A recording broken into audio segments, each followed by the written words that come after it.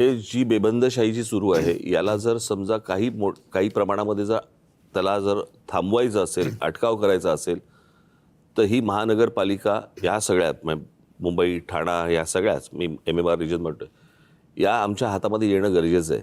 ह्या सत्तेसाठी बोलत नाहीये. या सगळ्या गोष्टींना अटकाव जर बसला नाही, उद्या जर ह्या तिन्ही जर समजा गोष्टी गेल्या तर म्हणजे तुम्ही नंतर कोणाकडे बघायचंच नाही. मग राजसाहेब, तुमचा मुद्दा अत्यंत महत्त्वाचा आणि आता ही सगळ्यात महत्त्वाची मराठी माणसासाठी सगळ्यात महत्त्वाची निवडणूक आहे.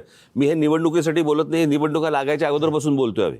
7 वर्षांनी या निवडणुका होत आहेत, जवळजवळ 7-8 वर्षांनी आपण प्रतीक्षा करत होतो निवडणुका व्हाव्यात. संजय पण ह्या निवडणुका सुद्धा सरळ मार्गाने होत नाहीयेत. नाही, एक मिनिट.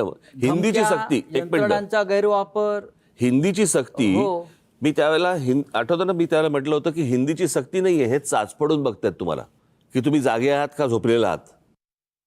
ही हिंदीची सक्ती ते त्याच्यातनंच होतं ते सगळं, की हा महाराष्ट्रातला मराठी माणूस जागा आहे का, तुम्हाला काय दिसलं? नसेल जागा करून टाकू सक्ती. म्हणजे सगळ्या गोष्टी तुम्हाला काय दिसलं? जागा आहे की झोपलाय? ती चाचपडणं सुरू होतं. नाही, मला असं वाटतं जागा आहे.